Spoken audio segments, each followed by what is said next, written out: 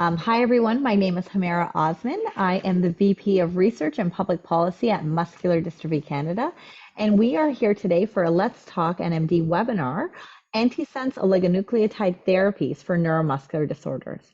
As many of you know, we have a research hotline where we receive questions from the community, from patients and clinicians and healthcare providers, families, and often we get questions around antisense oligonucleotide therapies and whether one for maybe Duchenne would apply to another condition or one that's available for SMA would apply to other conditions. And really, is this more superior than gene therapies, or what are the differences and who would be a candidate? We also had actually a client reach out to MDC with one of our speakers' papers. So earlier this year, Dr. Toshi Yokota and Harry Wilton Clark published a paper called Recent Trends in Antisense Therapies for Duchenne Muscular Dystrophy. And as this family was looking into therapies for Duchenne, they came across this paper and reached out to us as well. So with that, we are happy to have here today Harry, who is a medical student at the University of Alberta and works closely with Dr. Yokota. Dr. Yokota unfortunately was not able to present at today's webinar due to a last-minute change, but instead we have Dr. Rika Yokota Maruyama, also who works very closely with Dr. Yokota in his lab, and they are both here today to present on antisense oligonucleotide therapy. So I'll pass it over to you, Harry, and thank you again for agreeing to give this talk. Hi, everybody. Thank you for the introduction, Dr. Osman, and thank you, everybody, for being here. So my name's Harry. I'm currently an MD PhD student at the University of Alberta, and today, as mentioned, I'll be giving a presentation on antisense oligonucleotide therapies for neuromuscular disorders on behalf of both myself, Dr. Yokota, and Dr. Rika Maruyama, who's here in the crowd with me, I believe. So before I dive into the presentation, I wanted to give a few declarations about any potential conflicts. So like I said, I'm currently completing the dual MD PhD program at the University of Alberta. I'm in my 4th year of the program there, and I'm doing my thesis in the lab of Dr. Toshifumi Yokota, focused on the development of antisense oligonucleotides to treat Duchenne muscular dystrophy. However, I don't have any financial or commercial disclosures or ties at this point. And so while I'm heavily involved in antisense therapy on the academic side, no financial disclosures that might impact this presentation. So the first thing that I want to talk about in this presentation what are antisense oligonucleotides? So antisense oligonucleotides are often abbreviated as ASOs, which you might see if you're reading through any literature surrounding it. And what they are single-stranded synthetic DNA-like molecules that have therapeutic benefit for various diseases. So we often call them these DNA-like molecules, and we say that because their structure is very similar to the DNA that would be in your body, or that underlying genetic code that makes you who you are. One of the key differences is that if you see this kind of stylized image of DNA here, it has 2 wrapping strands, whereas an antisense oligonucleotide is just a single strand. And so that kind of explains why we call it a single-stranded DNA-like molecule.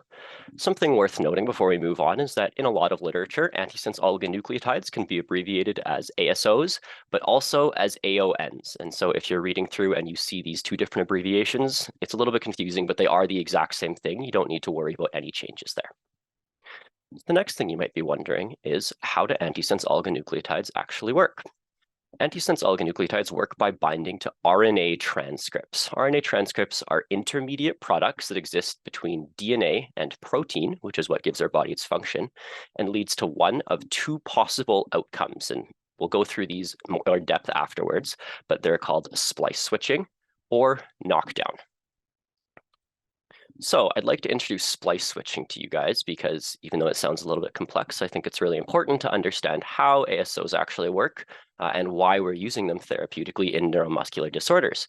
Before we do that, there are a few key concepts that I think really help understand why we want to splice switch. So one of the first important concepts when we're studying biology is something called the reading frame rule. And so what the reading frame rule says is that the letters of DNA, that code that makes us who we are always read in sets of 3. You can think of them as little 3-letter words. Another concept I want to introduce is something called a frame shift mutation. And this is a type of mutation that causes many diseases, which disrupts this reading frame that we've talked about. So it disrupts the pattern of 3 that our body likes to read our genetic code in. And I think the best way I've ever seen this explained, it was actually done by Muscular Dystrophy Association.org. And so I've adapted this figure and style from them, but I would like to give them credit because I think it's really elegant. So if we look here, we can see kind of nice stylish representation of the words that your DNA might say. So in this case, the mad cat ate the fat rat. And like we talked about with the reading frame rule, these are all 3-letter words. And so this is our DNA, and our cells or our body reads this DNA in these 3-letter increments. The mad cat ate the fat rat. So that makes sense at this point. However, if we introduce a frame shift mutation, which we talked about before, let's say, for example, that we have a deletion of this D, the genetic letter coding for D. While when we're looking at the DNA, it might not be that big of a deal. If we think about with the reading frame rule, how our body is actually going to read that mutation, it becomes very, very hard to understand. Instead of the mad cat ate the fat rat, because of this one deletion, this set of 3 codes now reads the mac, ata, tet, hef, atra, at. It's almost nonsensical, and I'd be really impressed if one of us or our cells could interpret this message from what we see here. And this represents why frame shift mutations are such a problem. This also shows how we can use antisense oligonucleotides to address this problem. So what an antisense oligonucleotide does is it binds at the RNA level to hide mutations from our body and cause them to be skipped over. In this case, if we have a frame shift mutation where there's this deletion of D in the mad cat, if we hide the word mat from our body, instead of having this very nonsensical sentence, we now miss an entire word, but the rest of the sentence is preserved. So instead of the mad cat ate the fat rat, we now have the cat ate the fat rat. And while it's not perfect, we're still missing a little bit of information where this word is gone. It is much, much better than the frame shift mutation that we had before. And this is exactly how ASOs work in the body. Many diseases are caused by frame shift mutations, where an early mutation disrupts how the body reads the sentence or the DNA going through the rest of the gene. However, if we skip over the mutated area or an area nearby, we can restore the rest of the sentence and give partial or in some cases nearly complete function compared to the disease-causing mutation that we previously had. However, splice switching is not only limited to frame shift mutations. Another type of mutation that commonly causes disease is called a stop mutation. Here we have a change, in this case, this X, where we used to have a T in the word cat. And these mutations cause the body to just stop reading through the gene. And so instead of the mad cat ate the fat rat, we now have the mad stop, and we can't read any further. Once again, this is a very truncated version of the sentence that we saw before and doesn't really convey the whole picture of what we want to see up here. Just like in the frame shift mutation, however, if we use an antisense oligonucleotide to cover up that stop mutation, our body or our cells can continue to read through and get the remainder of the words, which, just like in the frame shift and antisense oligonucleotide example, is not perfect, but conveys a much clearer message to the body and to us as readers here than when the mutation is present. And so that highlights the first therapeutic mechanism that has been largely explored for antisense oligonucleotides. And that is that antisense oligonucleotides can mask mutations from the body's attempts to read them to either restore a reading frame, such as in this case, or skip over negative mutations. And a common example where you might see that done in the neuromuscular world is in a disease called Duchenne muscular dystrophy, which some of you might be familiar with, and if not, that's totally okay. Duchenne muscular dystrophy, often abbreviated as DMD, is a degenerative muscular disease caused by mutations in a gene called dystrophin. And dystrophin is a protein that works like a spring in your muscles and is important for strength and function and muscle repair. Many of the mutations in dystrophin that lead to DMD are frame shift mutations, which we talked about previously in our cat example. And so this schematic might be a little bit confusing, but basically what's going on here is instead of words, the fat cat ate, we now have these regions of DNA called exons. And exons are just chunks of DNA that our body's interested in reading. And each exon is represented by one of these little green blocks and a number. So exon 50, 52, 53, so on and so forth. What we can see, however, is that in a patient where there's deletion of exon 51, so this chunk of DNA in the middle of the gene, there's a reading frame disruption. Exon 50 and exon 52 don't fit together nicely, and we can see that white space there. And just like our previous sentence, where that frame shift mutation made the rest of the sentence nonsensical, here this leads to a lack of a protein called dystrophin, which leads to Duchenne muscular dystrophy. Just like in our previous example, however, if we use an antisense oligonucleotide to bind and skip over this region called exon 52, we can make this region and this region, exons 50 and 53, fit together nicely. Reading frame is restored, and we're able to restore the production of dystrophin and lead to partial alleviation of the phenotype of Duchenne muscular dystrophy. And DMD is really one of the classic examples that we see for splice switching, and was one of the first antisense oligonucleotides approved in the neuromuscular world. The other mechanism that I want to talk about for antisense oligonucleotides is called knockdown, and I think this one is a little bit less confusing than splice switching, and so if the last one lost you, then don't worry about it.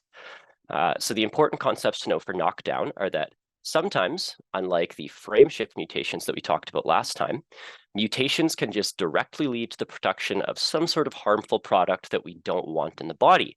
And some diseases can actually be caused by the accumulation of these harmful mutated proteins. So what do we do if we have something that we don't want being produced in the body? Well, we can break it down to restore clinical well-being and alleviate the pathogenic phenotype. And that can also be achieved through antisense oligonucleotides. So before, we showed how ASOs could hide mutations from the body and let us skip them over.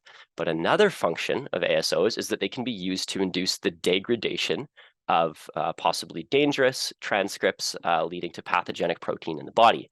So here we have this pathogenic mutation showed as a red section in the DNA here, leading to some sort of dangerous protein that we don't want. But if we bind to this with an antisense oligonucleotide, we can actually break it down. And so that is the second therapeutic mechanism of antisense oligonucleotides, and that is that ASOs can degrade disease-causing RNA transcripts to alleviate disease. So we have splice switching and knockdown. And I want to note that, at least historically, this has been a less common approach in neuromuscular disease. But in some of the recently approved antisense oligonucleotides and a lot of the research that's being done now, knockdown is a really popular approach, and so I thought it was important to cover it as well here. An example of knockdown, and this is actually outside of the neuromuscular world, but example of ASO knockdown in the clinical world right now is in the treatment of familial hypercholesterolemia. And so that is a genetic disorder that causes elevated cholesterol levels and can eventually lead to premature heart disease. Something else worth noting for this disease is that there's this molecule, it has quite a wordy name here, but apolipoprotein B100, or ApoB100, is one of the main components of bad cholesterols, which are often called VLDLs or LDLs. And so, just like we talked about in our previous schematic, where we can use antisense oligonucleotides to break down products we don't want, here, this FDA-approved antisense oligonucleotide called mipomersen binds to the ApoB100 transcripts that we don't want and breaks them down, ultimately leading to a reduction in the total amount of dangerous cholesterols in the body. So we've talked about the two main approaches that we use antisense oligonucleotides for therapeutically. And there are many, many different antisense oligonucleotides for various diseases. And so, like Dr. Osmond mentioned, a common question might be, how are these antisense oligonucleotides actually different from one another? And the first thing that really separates ASOs from one another is their sequence. So ASOs fall into a class of medicine called precision medicine. They are highly, highly sequence specific and targeted to very specific regions in a patient's genome. And so an ASO indicated for one disease is very unlikely to have any impact for a separate disease, unfortunately or fortunately, depending on what we're trying to do. even within the same disease, there can be multiple ASOs targeting different mutations. So for example, in Duchenne muscular dystrophy, there are currently 4 different antisense oligonucleotides approved that target different mutations causing the same disease.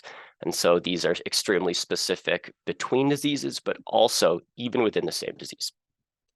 And that is based on their underlying sequence that looks a lot like the code that you might see in your DNA, so those letters. The second main differentiating factor between different ASOs is their underlying chemistry. And so we mentioned before that these are synthetic molecules. At the very base level, they do have a slightly different makeup than what you would find naturally occurring inside of your body.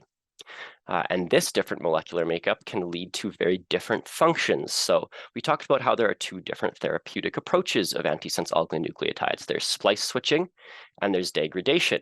And this is not a random occurrence. This is actually something that is determined preemptively based on the chemistry that we decide to build one of these antisense oligonucleotides with. So if we have disease where we need to break down a dangerous transcript, we're going to use a molecular makeup that induces degradation, and vice versa if we need something to induce splice switching. Another important thing to note is that certain chemistries are better for certain indications. So if you're reading through the literature, it can be quite overwhelming looking at all of the different names and types and base modifications. But the long and short of it is that there is no single best antisense oligonucleotide chemistry, but there might be a best antisense oligonucleotide for a specific indication. For example, one type of ASO chemistry might be better for entering the brain, getting through the blood-brain barrier, whereas another might be better at targeting muscles. And so typically when these are designed, they're designed with the optimum chemistry targeting the disease that they want. So if we want to focus on a disease that primarily affects muscles, we're not going to worry about a chemistry that mostly permeates the brain. We're going to focus on muscles. Similarly, the sequence is going to be highly specific to the gene causing the disease in the muscles that we're interested in. And here's a little schematic that I won't go through that kind of shows several of the chemical modifications that we can see, and that if you guys are going through the literature, you might see. So I always find this figure a little bit overwhelming. And that was really the point I wanted to get across here, is you often don't need to worry about the specific chemistry involved, except to know that these slightly different makeups will either induce splice switching or degradation, and that they can have slightly different tissue-specific effects and are often just made ideally for the disease that they're hoping to target. So another question that was brought up at the beginning of this was, how do ASOs differ from gene therapy? And that's really a great question. They, from the surface, can look very, very similar, and they share a lot of pros and some of the same cons, but there are a few core differences. And to properly explain that, I wanted to introduce you guys to something called the central dogma of biology. That's something that gets covered in many, many biology lectures. And so you might be familiar with it, but if not, once again, that's totally okay. And the central dogma of biology is really just a 3-step process that talks about how life happens in our cells. And it goes from DNA, that code that makes us who we are, that gets transformed into something called RNA, another intermediate that we talked about before where antisense therapy works, and finally into protein. And we mentioned already that proteins are really the unit of life in our cells. A protein could be the enzyme that helps you digest your food. It could contribute to the growth of your nails. It could be a cell membrane receptor that helps you see, but really protein is function. And so all the central dogma does is show us how information is carried from the DNA code to RNA to protein, which actually has function in our body. So gene therapy, which can be a little bit of an umbrella category in itself, often refers to supplying a new gene to a patient, either by editing the patient's own DNA or having it exist independently at the DNA level in something like a viral concatemer. And I've put a little star here in this figure beside the word that says replication, and showed that gene therapy acts at the DNA level. And I've done this because a lot of the differences between gene therapy and antisense therapy rely on the fact that gene therapy works at the DNA level, which has really causes both the major pros and the major cons here. So a pro of gene therapy is that changes are often permanent, and that means that Hypothetically, a patient would only require a one-time treatment and would never need to get treated again because that beneficial change would just stick around long term. And like most types of precision medicine, this is extremely specific. The downside is very related to this permanent nature. So the fact that we're actually modifying something in a patient's DNA imposes potential safety risks.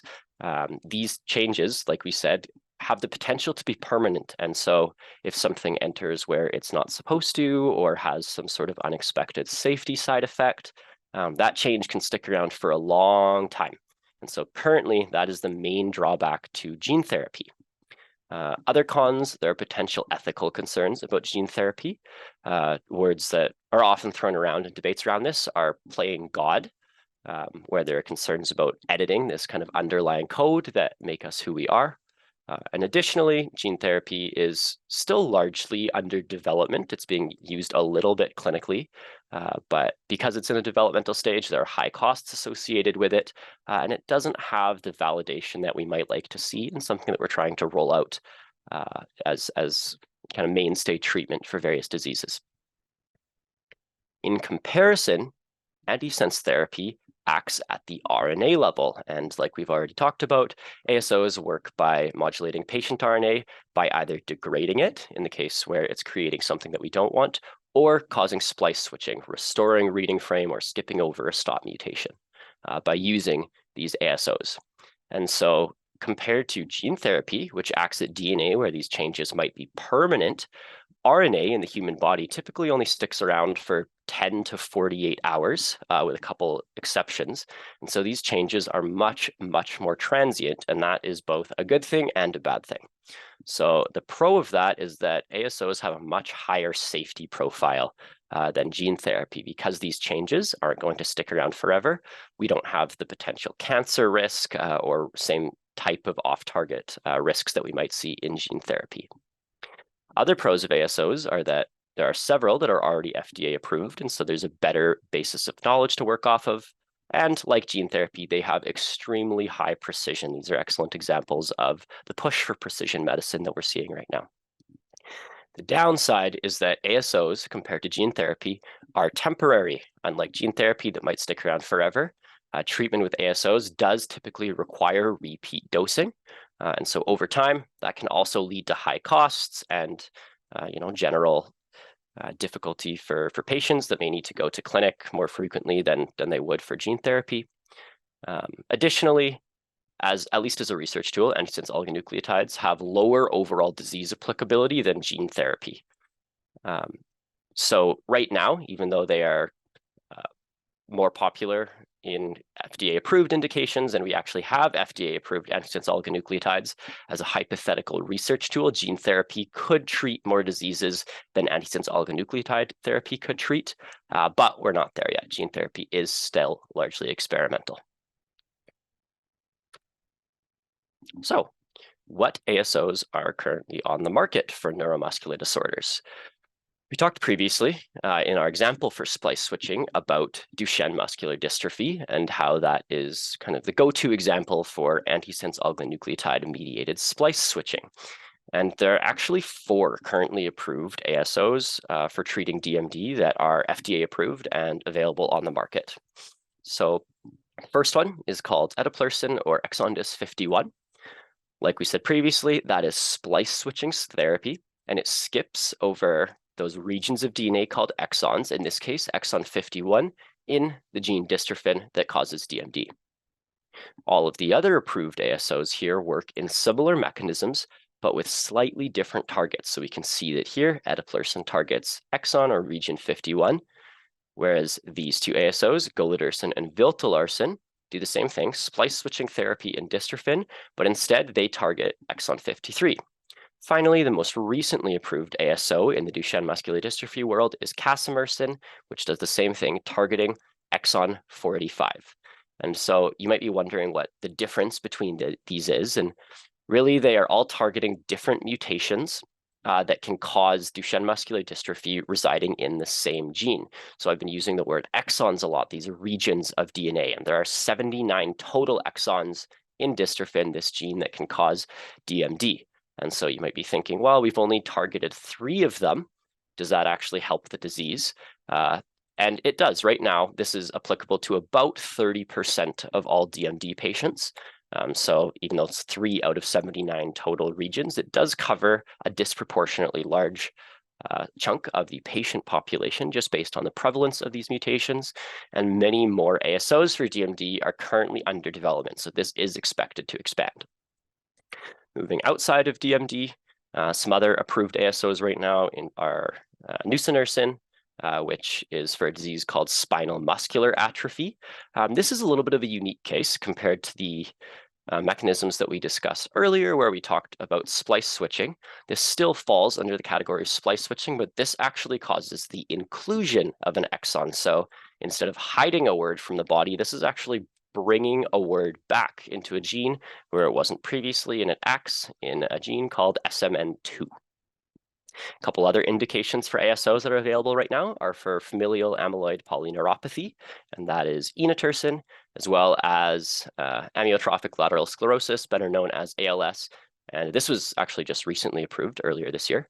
And that is called tofersen. And both of these ones, I've highlighted them in little orange boxes, use the degradation pathway. So while SMA and DMD rely on the splice switching approach of antisense oligonucleotides, these two, and they're both relatively recent, are using that degradation pathway. And so it's been, something interesting in recent development, and one that I think we're going to see continue to grow as more and more research is done on this approach for treating neuromuscular disorders. Looking at ASOs that are under development right now for neuromuscular disorders, there is a very, very extensive list. So ASOs are a really hot topic right now, and work is being done globally looking at the continued development and validation of ASOs, both for diseases that already have antisense treatment, but also many, many more that don't currently have treatment. So we can see both DMD and SMA still have ongoing work that will hopefully improve the overall patient applicability and bring ASO coverage to more and more patients in these populations, but also many novel diseases that weren't on the list of diseases that currently have approved candidates. So SBMA, or spinal bulbar muscular atrophy, myotonic dystrophy, as well as some more neurodegenerative conditions, which is quite interesting because that's not something that we've seen in the approved sector yet. So things like Huntington's disease, Alzheimer's disease, dementia, and Parkinson's. And this is by no means an exhaustive list. There are many, many diseases being researched right now, particularly in recent years. Chances are, if you have a neuromuscular disorder and you're interested, somebody has tried to explore antisense therapy for it. So it's really an exciting time for the development of these molecules, and I expect that this list of approved ASOs is going to grow rapidly in the coming years as a lot of this research starts to come to light. Moving away from just ASOs that are being explored for various diseases, there's one other piece of research right now that has been quite popular that I think is really important and shows a lot of promise for the future of antisense oligonucleotides. And that is something called an oligonucleotide conjugate. So before, we talked about how the chemistry of oligonucleotides is very important for what they target and what they do and what kind of cells that they want to go into. And so something that's been explored by numerous groups in recent years is what happens if we take these antisense oligonucleotides and conjugate them to some sort of additional molecule. And this could be an antibody or a protein, often called a peptide in these contexts. And what research has found in various studies and groups and peptides is that conjugating ASOs to these other molecules can massively improve their cellular uptake and improve their tissue-specific targeting. So what this means is that even in our previously approved ASOs, we are now able to go back and, using these conjugations, improve their efficacy, improve their ability to target specific tissues like the heart or the brain or specific muscles. And overall, this is a field of research that I think is going to really overhaul the efficacy of ASO treatment for neuromuscular disorders. So not only will it improve the efficacy of existing, but I do think it will open the door to indications that were previously inaccessible just because these conjugates are making these molecules so much more effective than they were before. And I think we have a few reps coming afterwards, and hopefully they'll discuss some of this because I believe that they are involved. It has been a hot topic. But with that being said, that is everything that I had prepared for you guys today. So thank you so much for listening. I'd like to acknowledge the Coda Lab group for their support as I've continued to learn this material, as well as the estate of H. Jean McDiarmid, the Canadian Heart Function Alliance, and Muscular Dystrophy Canada for financial and in-kind support. And I think that now I'll be passing off to a few other speakers, but if you guys have any questions now or later, I would be happy to take them. Thank you so much, Harry. Yes, there have been a few questions and comments that have already come in, but what we'll do is we'll move forward with our next speaker. Dr. Jane Larkindale is here from PepGen. Jane serves as the Vice President of Clinical Science at PepGen. Jane has dedicated the past 15 years of her career to accelerating therapy development for rare diseases with a focus on neuromuscular disease. From what we understand, Jane, there are molecules, ASOs, that are currently being studied for DMD and myotonic, and please correct me if I'm wrong, but we would love to hear a little bit more from a company in terms of developing a product and what might be ahead in the next few years. So I'll pass it over to you, Jane. Great. Can you hear me? Yep, we can hear you. Yep. Great. And can you see the slides? Great. Thank you so much for inviting us to talk, and thank you very much to Harry for that introduction. I think it's going to be very helpful as we go through here. As Dr. Osmond just said, I work for a small company called PepGen in the Boston area, and we're developing what we call EDOs for neuromuscular diseases, which are really oligonucleotides, as we've just been talking about, that are designed to really get into cells. Those are my disclaimers. You can find them on our website. I'm going to pass straight on. So I think Harry addressed this right at the end of his presentation, that one of the issues that current oligonucleotides have is that they don't get into cells very well. So we know exon skipping works. We know the splice switching that Harry was talking about really works for diseases like Duchenne muscular dystrophy. But the drugs that have been approved by the FDA maybe are not as effective as they could be. And this is not because they don't work, but because they just don't get into the cell or into the nucleus where they need to be terribly well. PepGen's EDOs, or enhanced delivery oligonucleotides, are really designed with a piece of peptide, a little piece of protein attached to them, which gets them into the nucleus up to 25 times fold higher levels. And just because you get that much more in, we anticipate they'll be that much more effective. So I'm going to tell you about two programs. I work for Duchenne muscular dystrophy and I work for myotonic dystrophy. But let's start with Duchenne. This is a splice switching oligo, just as Harry was just telling you about. Designed to skip over exon 51 of Duchenne. This is some work we did in a mouse model of Duchenne. It's called the MDX mouse. We actually use an analog that skips over mouse exon 23, and this was after a single dose. Here you can see on the left the first generation oligonucleotides. That's the equivalent of most of the approved oligonucleotides, where they had nothing to make them get into the cell better. And at this fairly low dose, you can't see any getting in or any exon skipping. In the middle, you can see a second generation oligonucleotide that is conjugated to a peptide. And at this low dose, you get a very low level of exon skipping. But with our EDOs, we get nearly 52% exon skipping. So over 100-fold better exon skipping with ours than previous generations of oligonucleotides. So that's why we believe that we should be able to really make a difference in Duchenne. Here again, we're still in the MDX mouse. You can see on the left, exon skipping after 1 dose, 2 doses, 3 doses, and 4 doses. After 4 doses, we're getting over 91% exon skipping. And because this is a mouse model that's missing dystrophin, we can really measure dystrophin, the protein that is missing in Duchenne. And after 4 doses, we got up to 82% normal levels of dystrophin. And that's with monthly dosing. The current oligonucleotides that are approved in the US are dosed weekly. So this should be much more convenient for people living with the disease. So we thought this data was really incredibly encouraging and really suggested we might have an impact on Duchenne. Based on this and a huge amount of other data I'm not showing today, we did a safety study in healthy volunteers. We actually did this in Canada, as it happens. These are adult males. They don't have Duchenne. And we just gave them a single dose. And we started, placebo has no dose of the drug, 5 mg, 10 mg, 15 mg, so fairly low doses. And we looked at the amount of exon skipping at day 10 and day 28. And 2 things from this were really exciting. One, we saw really significant exon skipping. This is a different assay, so the numbers are lower than you saw in the mice. but by comparison, a second generation oligo from a competitor had seen 0.18%, equivalent to what we saw at the lowest dose. So we saw a lot more exon skipping than anybody had ever seen before in a healthy volunteer. So that was really exciting. And perhaps even more exciting is even at day 28, a month after dosing, we were still at each dose seeing a fairly significant amount of exon skipping, suggesting that just like in the mice, we'll see accumulation dose by dose by dose to see more and more exon skipping and more dystrophin, and hopefully be able to stabilize disease. So that was really exciting data. There's obviously a lot more that came out of all of these studies, but I only have a few minutes. But based on all of this, we're moving into phase 2 studies in people with Duchenne now.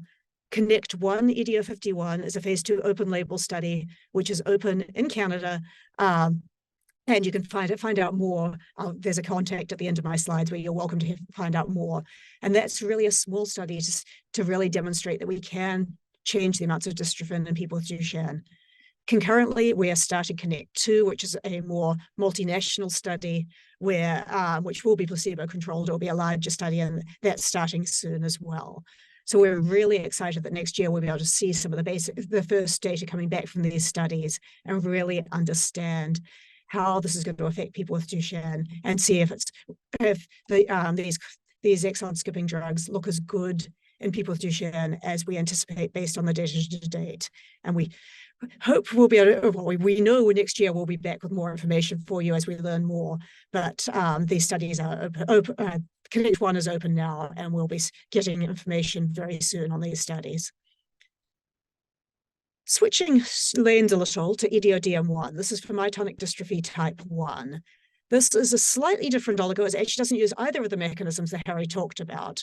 I think for those of you who know about myotonic dystrophy, it's caused by a repeat sequence in a particular gene. And what that repeat sequence does is it forms foci, it forms clumps that bind a protein called muscleblind that's needed to process all kinds of other proteins. What PG and EDO-DM1 does is it binds to those repeat sequences so that they can't bind to each other. The foci break up, and this protein called muscleblind is released. So this is called a steric blocking mechanism. It's a different mechanism again.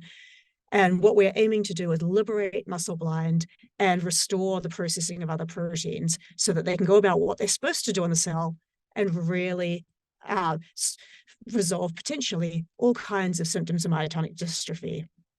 Again, here is a mouse model. We looked after 1 dose and repeat doses. This is splicing correction. That's correcting how these proteins are going to be processed. And you can see wild type was 100%. We defined for the 6 assay, the mouse model was 0%. And you could see after 4 doses of up to 99% correction, which was really quite exciting. If that's too complicated and too scientific for you, perhaps this makes more sense to you. Myotonia is the signature symptom of myotonic dystrophy. And obviously, myotonic dystrophy has a whole lot of different symptoms. One of them is the inability to release muscles after clenching. So if you grip into a fist, it's hard to open up.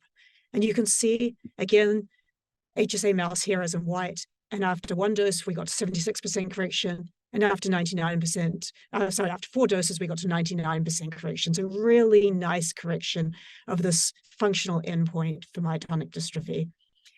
And this just shows the tissue concentration after 1 and 4 doses. But what was really exciting about that is this is the similar concentrations that we saw in our EDO51 healthy volunteer study at 10 mg per kg. So we think we can get this amount of drug into the tissue where we can see this correction of the biological phenotype and also the functional phenotype in the mouse. So that was really exciting data. We can fix what's happening at the molecular level in a mouse. We can fix at least one of the functional measures that can be seen in the mouse. And that's at a dose that we think is meaningful. So based on that, and obviously a lot of other data, we are starting our first clinical trial in myotonic dystrophy. Again, this is we've just got approval from Health Canada. We are opening in Canada. This is a single ascending dose, so 1 dose initially to look at safety, and then we'll be moving into repeat dose studies. This is opening very soon, and we're really excited to see how this does in people with myotonic dystrophy. This will obviously be followed up with repeat dose studies and continued dosing. There'll be a lot more coming out about these studies soon. So here's our total pipeline, where this technology is applicable, as Harry said, to all kinds of diseases at the moment. We've talked about skipping exon 51 in Duchenne and myotonic dystrophy. We also have earlier stage programs for other exons for Duchenne and other diseases in the background. So we're really looking forward to next year being able to share some data from people with these conditions and really potentially making a difference to the neuromuscular disease community. So in summary, we get these oligonucleotides into muscle cells, making them ideal for neuromuscular diseases. Our preclinical data has really been very positive.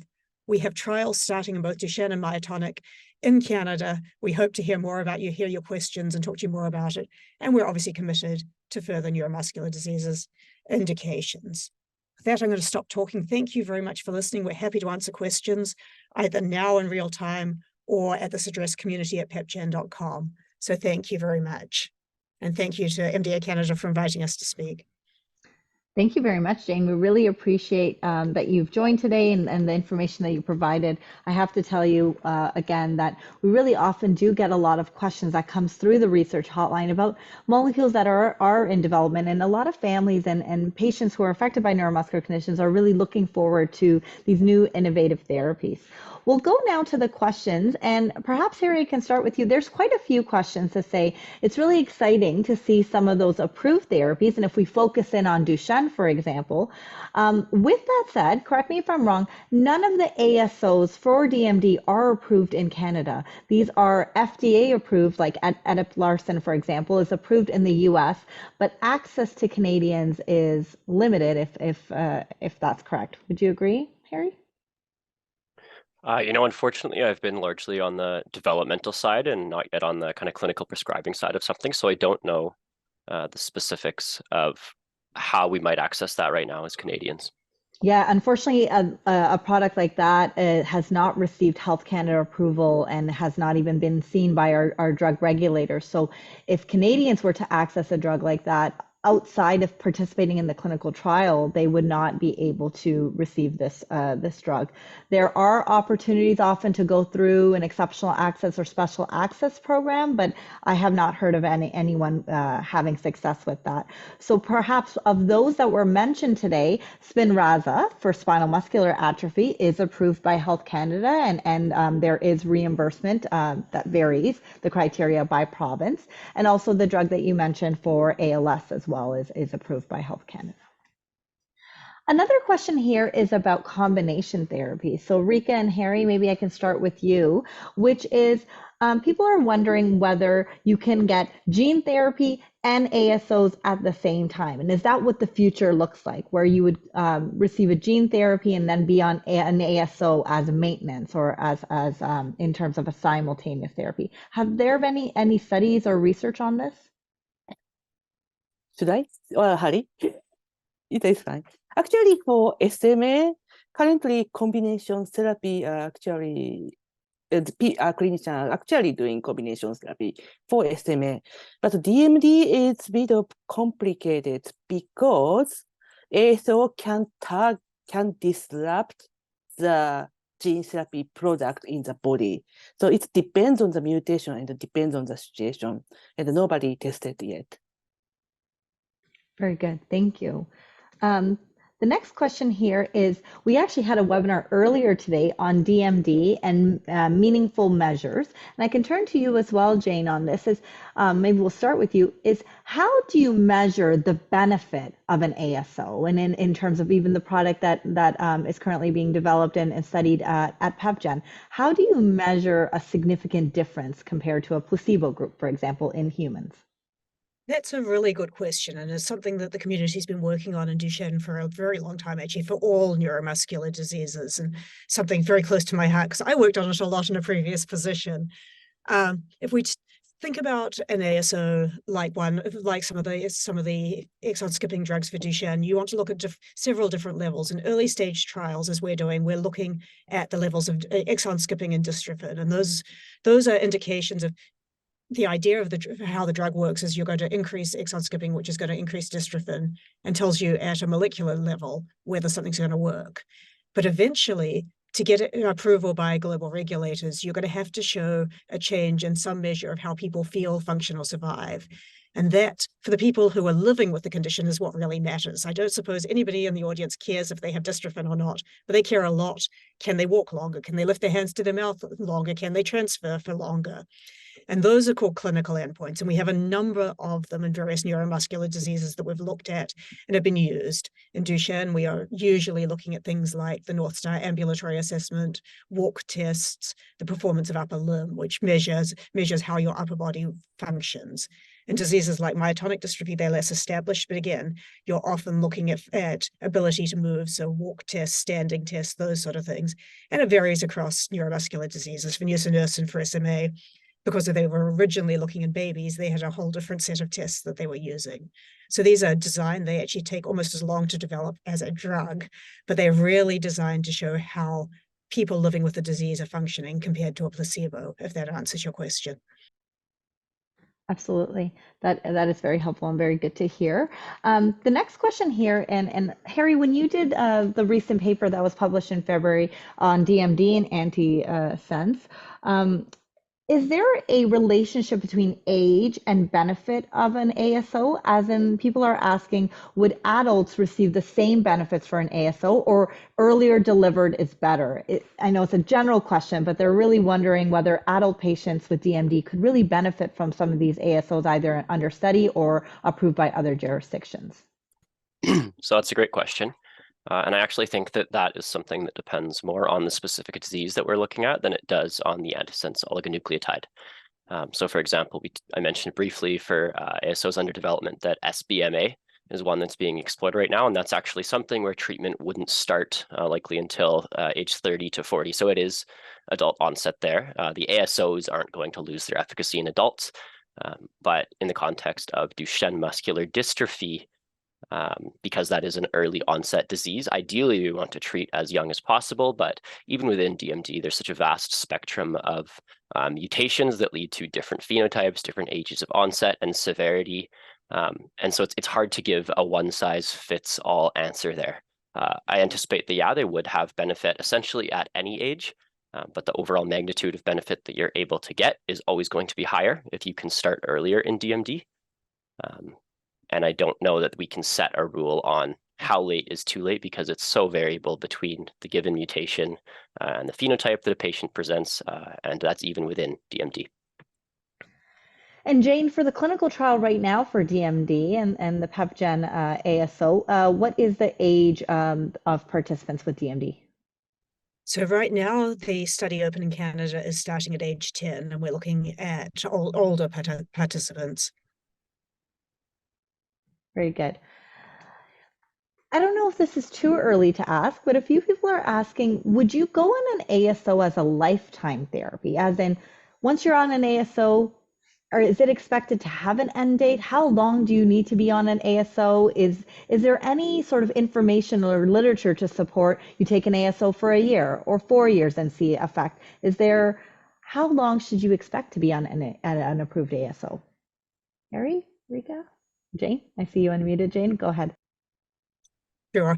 I don't think there's any literature precisely to answer that question that I'm aware of, but biologically, while the ASO is in the system, it's going to be skipping and producing dystrophin. So therefore, logically, if you withdraw the drug, you'd stop skipping and you'd stop producing dystrophin. So one would assume you'd want to continue to be on it forever or until another drug becomes available. Very good. The next question here is, from your knowledge with ASOs, and if we focus in on ASOs for Duchenne muscular dystrophy, do these tend to reverse the symptoms or reverse the disease, or is it more so that it helps to pause or slow down the progression of the disease? As nobody else is answering, I will answer that. And Duchenne, at least with the approved oligonucleotides, what they've seen is a slowing of progression, and it's a fairly small slowing of progression. We hope, obviously, with ones that are delivered better, will slow more. Probably in Duchenne, there's not much expectation of improving symptoms because once muscle is degenerated, it'll be hard to bring back. And I think it's the same with nusinersen for SMA, that you really want to prevent loss of nerves and so you're really going to stabilize disease. But that's not true for all oligos. For example, in myotonic dystrophy, the mechanism is such you may well be able to improve symptoms. So it really depends on the exact mechanism of action of the oligo that you're talking about. Harry and Rika, would you agree? Any other information in terms of whether ASOs will reverse symptoms, reverse the disease, or more so contributes to slowing down progression? Yeah, mainly people think it's more tend to slow down the progression of the disease, but I agree with her. Actually, it depends on the disease, depends on the age, depends on the situation. This one's not necessarily a question, but actually a comment. We were hoping to have a representative from Biogen today as well, who unfortunately wasn't able to be here, but it's for industry. And the suggestion is it takes a long time to do these clinical trials, and often we're looking at an ASO in one condition. Would it not be helpful to look at the same ASO in a number of different neuromuscular disorders to really see its benefit? Would that be possible? Would you expect that one ASO could apply for a number of different neuromuscular conditions? It's a good question, and it would be nice if we could do that. One of the things that we talked about earlier is how these ASOs, these drugs, are very, very sequence specific. And so if we build an ASO targeting exon 51 in DMD, that's not only will that not affect exon 45 in DMD, but it certainly won't be able to affect transcripts from a different disease. So these ASOs, in most cases, are very disease specific and even mutation specific within the same disease. There are a few groups that have tried to design generic ASOs that can work in things like neurodegenerative conditions. There's a class of diseases called trinucleotide repeat disorders that are characterized by multiple repeats of the same sequence that exist in multiple diseases. And so some groups have actually looked at building generic ASOs that can treat that entire class of diseases. I think they had low success, and they're very much at the preclinical stage right now, but it's an interesting idea. It's possible, but it is limited to certain groups of diseases like those trinucleotide repeat disorders. And unfortunately, we couldn't do it for something like Duchenne muscular dystrophy and spinal muscular atrophy. And actually, in our lab, we are trying to develop the ASO actually applicable to more applicability. For example, the patient who has a mutation from exon 45 to 55, like one ASO can treat much more patients, but it's still in the experimental level, not in clinical yet. It's very encouraging to hear. I'll take two other questions as we are approaching the time. One question for you, Jane, with regards to the myotonic dystrophy trial, and I'm not sure if we have enough robust information to speak to this, but the safety profile, any issues reported for this treatment under study? So obviously, as we're about to start our first in human study, we have no data in humans whatsoever. We have gone through the standard panel of toxicology studies in animals, and at the doses we're looking at for clinical trials, we are tolerable. That's all I can really say at this point, because we haven't been in humans yet. We'll know more after the study. Very good. Harry, everyone in the chat, is commenting that they really appreciate the comparison. It was really clear in how you described ASOs versus gene therapy. Would you be able to speak to ASOs and CRISPR? Similar or different? Any high-level information on that would be helpful. Yeah, great question. So one of the things I said when I talked about gene therapy is that is an umbrella category. And CRISPR is one of the tools that we use that often falls in the category of gene therapy. So CRISPR is a mechanism that we actually use to do gene therapy, to change the genome. And so I think many of the same pros and cons of CRISPR therapy are those that we mentioned already in gene therapy. Very good.